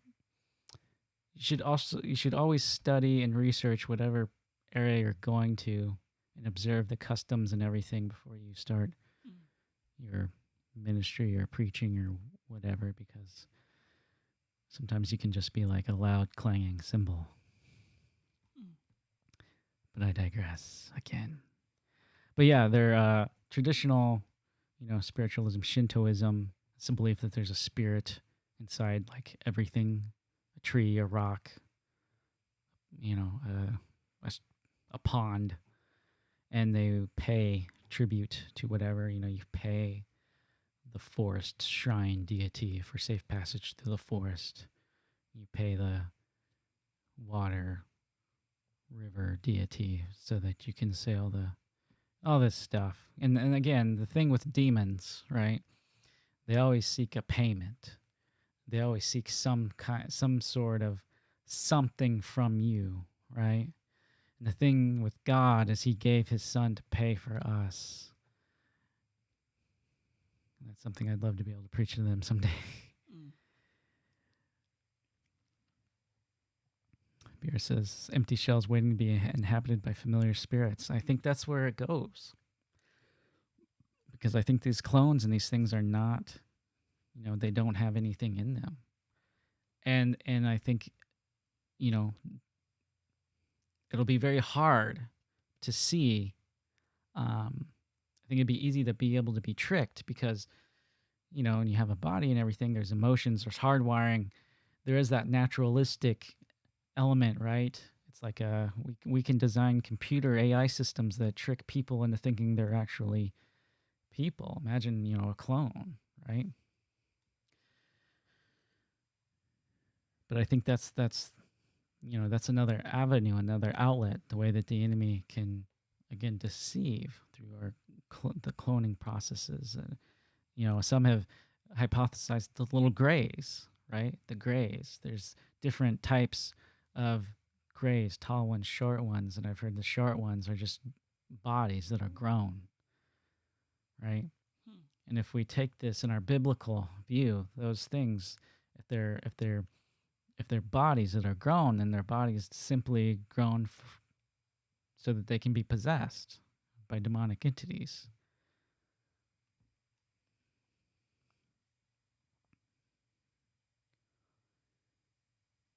Tina says, "Oh man, I hear anime and all I think of is Go Go Speed Racer." Well, horrible sharp graphics and Batman style. Pow bam boom. A Speed Racer. We gotta get into the. I don't even know anything about Speed Racer. They talk fast. Yeah, it's been a while. Get into the Mach 5. Oh no, I'm gonna lose this race.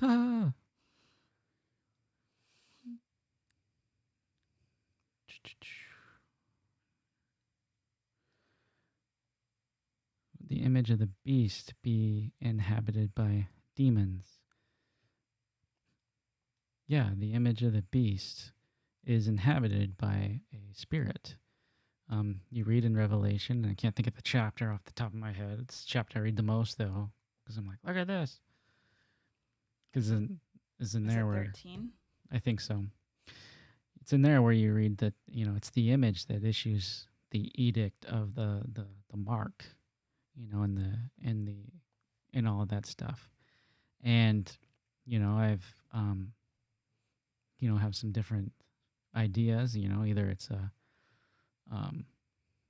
AI machine or but it's an image. I think it's idol. 13 because that's where it talks about the first beast. But the second beast, God permits the second beast, what we know as the false prophet, to give a spirit or pass on a spirit, life-giving breath, it says, into the image of the beast, causing it to be animated, causing it to move. And it's something that'll be so miraculous where it'll be like, wow, this is It could be, a like a straight up statue, kind of like a golem. I was hearing BDK and Remember talking about like, what if it's just a like a statue? And if it's a statue and it starts moving around, then that's something that's really going to be like, oh wow. Right, because like we can see that with this cloning, like that's obviously happened before. People cloned these animals, but if it's a statue, that would be something, miraculous. Yeah, I mean, we think a lot of us think long and hard about like, what could this image of the beast be? An AI system, a cyborg, a clone, all these things. What if it's simply one of the statues, and could be Yeah, because we that. already see AI happening right now. We see that Sophia thing. So that's obviously been done. So Remember, did a heralding in long time ago about they did they made an AI modeled after a Buddhist god yeah, it was canon. in was it Kyoto or was it Something Tokyo? I don't remember, but it was in the Buddhist monks' temple and would preach sermons to people, and it was an AI, a robot who thinks it's the Buddhist god canon. Mm. It was very interesting. Well, I seen that article a while back about Google like making something, but I don't know when that's supposed to roll out. Hmm. I think it was Google. Yeah. See, Kathy says that would really be something, a statue coming to life. And so, like, I go back and forth on my, like, biblical prophecies of, like, oh, it could be this, or it could just literally be what I read, right? Kind of like the locust coming up out of the pit, right? Some people are like, oh, it sounds like it could be helicopters and, or this, futuristic army or thing. Or I'm like, kind of like, or it could just be these like hellish locusts from the pit of hell that are, you know, otherworldly. Mm. And interesting, there's a game, and I don't remember the game. Gears of War? There's a game series called Gears of War, and it's like an alien invasion type game. But interestingly, I think in the game series, the creatures, they come up out of the earth and are trying to invade, I think. Hmm. Yeah, and I can't remember what that was. I'm not the biggest gamer. But I will school you at Street Fighter. Anyway, take you to church. I fought online and won Street Fighter. Anyway. Goodness. Anyway.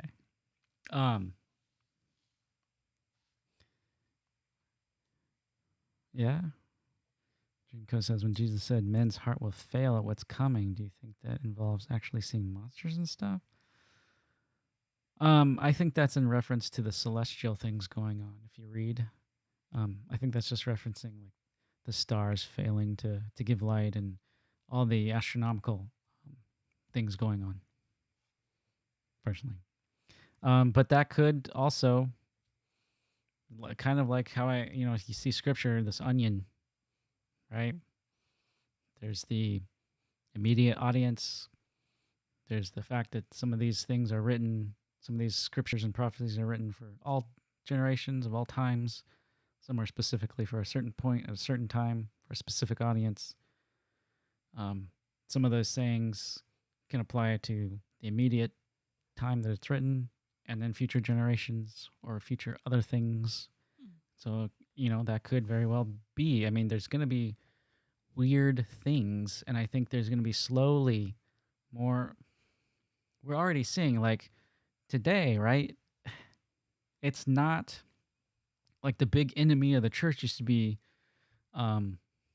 evolution and Darwinian naturalistic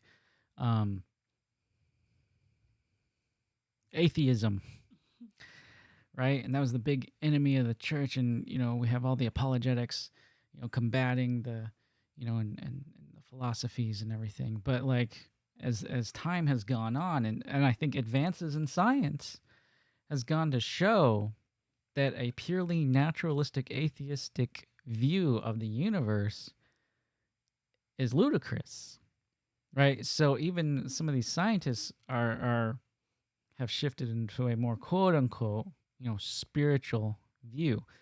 But and many people will identify as spiritual in some way. Some of the apologetics debates now are like presuppositional and that like already at like God exists because like there's no other explanation. Now the defense is like the biblical God versus whatever spirituality. And so like we're starting as a culture and as a people throughout the earth are becoming more quote unquote spiritual because like quantum physics and everything like this, all these advances, are showing there's way more than what we can tangibly identify, right? And science is only as good as the tools that are readily available right then and there. It's always advancing, it's always evolving. That's why all these quote unquote facts that are actually theories are constantly changing. Whatever you were taught in school is wrong and different as opposed to what's being taught now. And whatever gets taught later on, it will be different from what was taught because, again, I know they're even changing the math on us. Common Core. 2 plus 2 is 4. 2 plus 2 is 4. Well, I don't do no Common Core. But anyway, yeah, it's crazy because like I have noticed a lot of people that are claiming, to be spiritual, but they're not really, they don't follow the biblical, God. And we see that a lot, like where we live, because we live near, a lot of Native American culture, and we know that that Native American culture is rooted in like paganism, and they have a bunch of crazy beliefs. And I've witnessed that when I used to, work doing like having to You do some things. documented. Yeah, I had to document some of the things for the Native American the peoples. the natives. Jen has worked in a museum. She's worked for papers. She's been in the media. She's been the cataloger of a museum, all sorts of things. And so like she's had to be present and witness the various like Native American rituals and everything. And those are, will be dedicated to the creation. Yeah, so like there was this one that I had to document, and it was where this fish was getting I don't know, it was gonna like eat this fish, and then after like everyone had to take the bones down to like the river, and then they prayed to the fish. They thanked the fish. They thanked the fish, and then they put the bones back into the water. But it's all very like ritualistic. Yes. And I think it appeals to people's tangibleness and that like doing an act or deed. That's why every other faith, every other system of spiritual belief requires a certain set of rituals to appease whatever deity is being worshipped. When the difference here with the Bible, the gospel, the actual one way to God, it's flat out. It tells you that God is perfect, and we are in a state of imperfection. And in God's perfection, your act or deed by your imperfect dwelling, your imperfect flesh, your act or deed is unable to appease a perfect God. Yahweh, the perfect God, the one God. And it's simple logic too. A perfect being cannot cannot cannot be pleased by an imperfect being, right? That's why God, being three, Jesus Christ the Son, came, lived a sinless life, died on the cross as a perfect sacrifice, because God. Again, it's the perfection, the holiness, what people, they don't understand. So, and I think it's hip and trendy for some people, like, yeah, we do this thing, and I do this, and I do that. And that's why I think Hebrew roots is popular. I do this act or this ritual or this thing. That gets me my brownie points, or that gets me my feel good points. It's like the Twitter woke woke points for Twitter and SJW mentality and all that stuff. Woke points, you get feel good. Oh, it's worth it. And Paul tells us about these different faiths, and what they all they entail. The do not taste, the do not touch. They all give the image of someone being disciplined, but in reality, it benefits them in no way. And that's where we are very blessed, because we are not required to do any act or deed. All we are is presented is with a choice, and from that choice, then proceeds a whole bunch of things.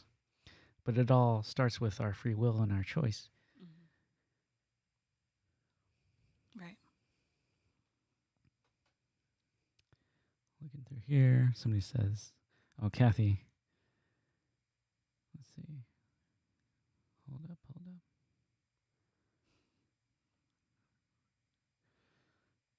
Somebody said at some point, I feel in my heart idols and demons will be visible to our eye."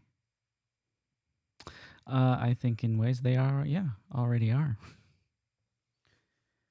I think that there's people out there acting in our government, acting in our media, acting in music, who are demonically possessed and will manifest their demon or demons. And I think they become very visible to people who are spiritually mature in the Lord.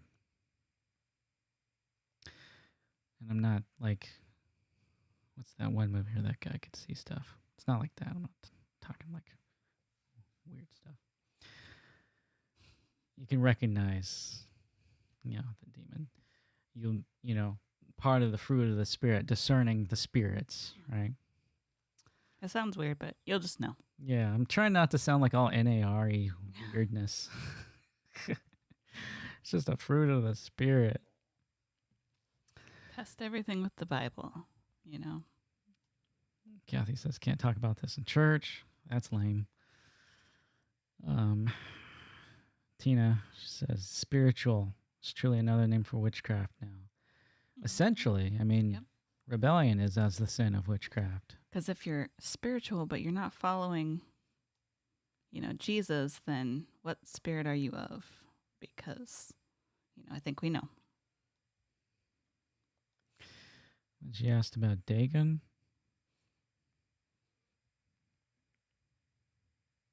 what is this Dagon?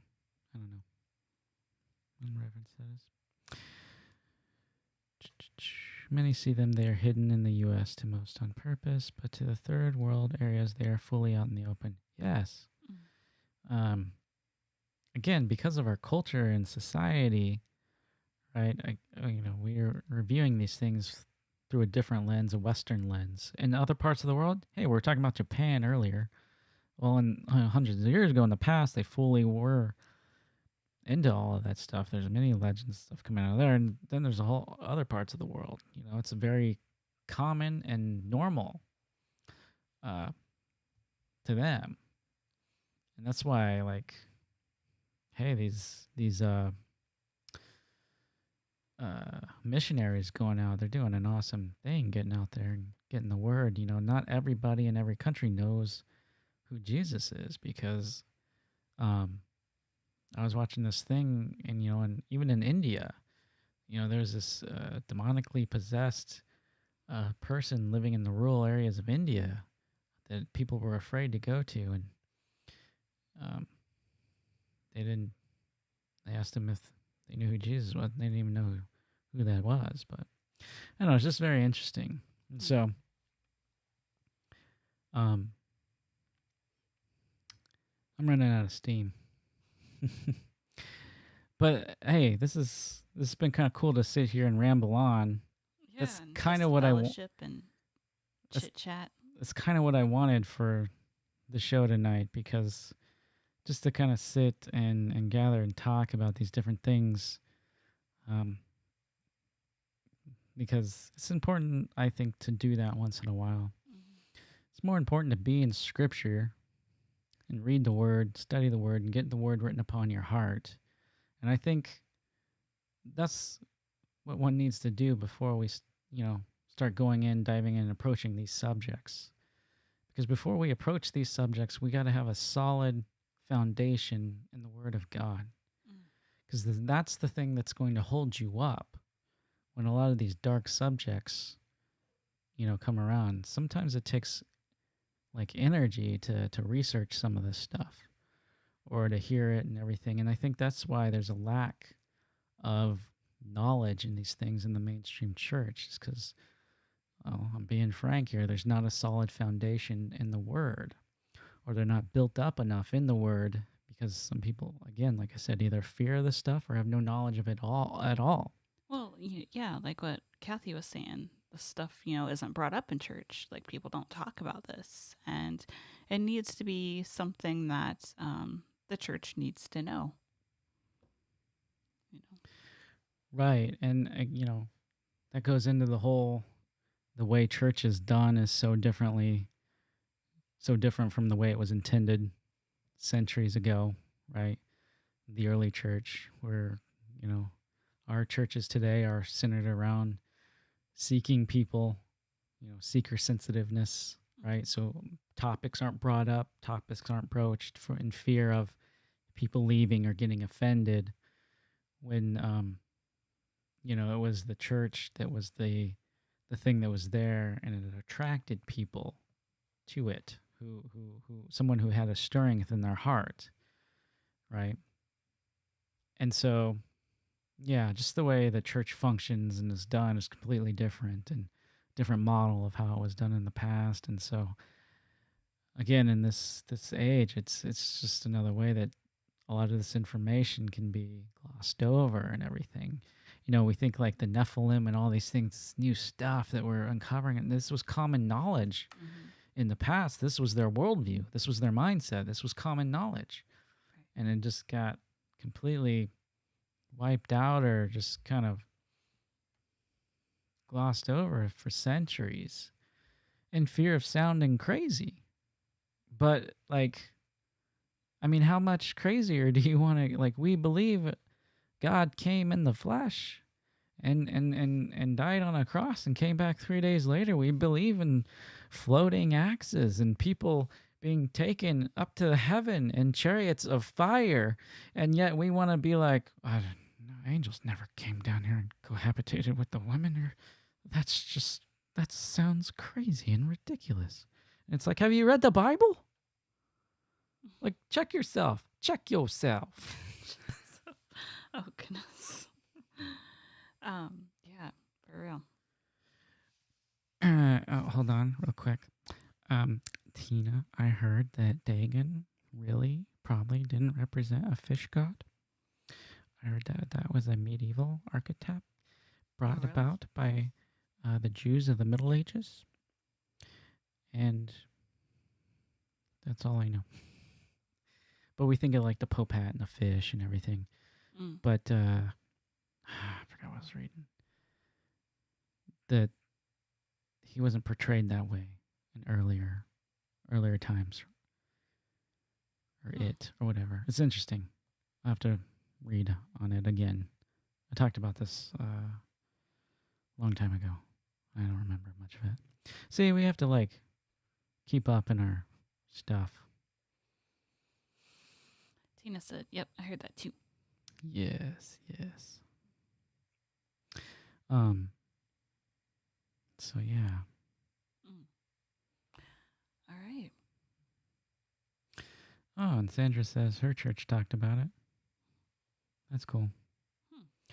Yeah, not very many, um, at least that I know of, talks too much about it. So that's awesome. Look, in Dreamcode, yeah, he brings up, we believe that magicians turn sticks into snakes. Mm-hmm. Yeah. Mm-hmm. It's like, check yourself. You read your Bible? Check yourself. Too many churches.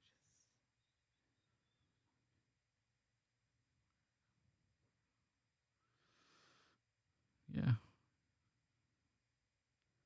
I'm reading what Kathy's saying. I'm trying to. With churches being online due to COVID, they're extremely sensitive to viewers' responses to their video services. They criticize if people are far enough apart or not all wearing a mask. So forget about unusual topics that we're living in. Yeah, this is like, I just, we get into my opinions on like the church world today. Well, yeah, they're well, a lot of the younger generation. I've noticed it around here anyway. I don't know about like necessarily everywhere, but I've noticed like a lot of the younger generation are really illiterate when it comes to the Bible. Um, because yeah, like I was asking one of my little cousins something, and I can't remember what it was, and she's like, "What?" Oh, And they I'm didn't like, they didn't know what an antichrist was. "Yeah." I'm like, because somehow like the Antichrist got brought up, and Someone um, was brought up in church. I think I brought it up No, I from mean, this something. person was brought up Oh yeah, the person was in. brought up in church. Her grandpa is a pastor, and I was like, "What? You don't know anything about the Antichrist?" Or And what an she's like, antichrist is. "Yeah," and she's like, "No," and I'm like, "Oh goodness." So it's the lack of like knowledge of the Bible. I'm not saying that she's not smart in other things, but like the lack of biblical knowledge in the younger generation and even some others, I think that, I can't even talk, but I think that's part of it. Oh, what a conversation you have started, Mr. Tufts, who is What? dead. That has Oh, like the cat? yes. I'm like, I can't see, and I was looking for. I'm sure this is not Mr. Tufts. I'm sure it's just random kittens, but Yeah, I think it's probably like a you know how they gotta do. But yeah. Anyways, I'm starting to run out of steam. All right, so Anyways, oh, as I'm running out of steam, and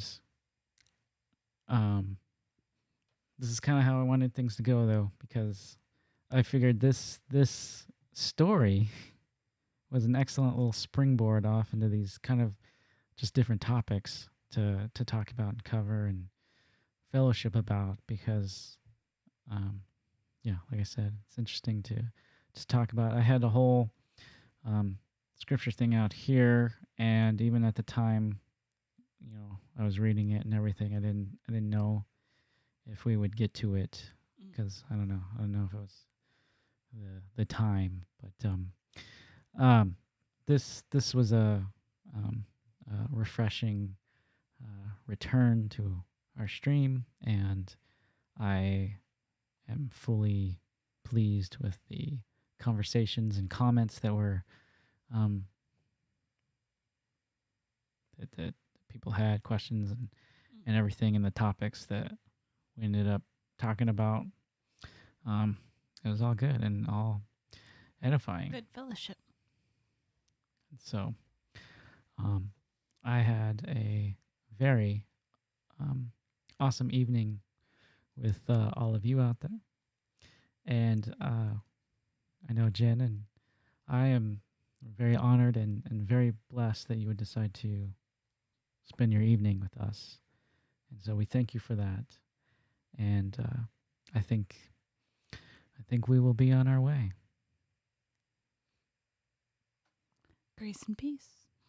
So if you, in the future are thinking about, I don't know, cloning your cats or something, Don't do it. It's a trap. I would say it's a trap. I would say it's a trap because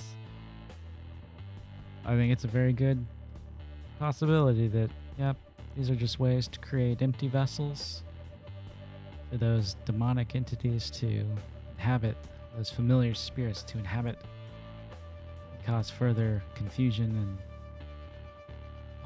all manner of lying signs and wonders. So, with that, I thank you all, and I hope you'll join us on the next stream, and keep a lookout on the channel because we'll have some more videos up in the coming weeks and months. And Right. And if you listen to podcasts, check out our podcasts. check out the Out of the Darkness Ministry podcast and all the major podcatchers. We're even on Amazon. Yeah, Amazon Music, I think. So, with that, thank you all. Grace and peace.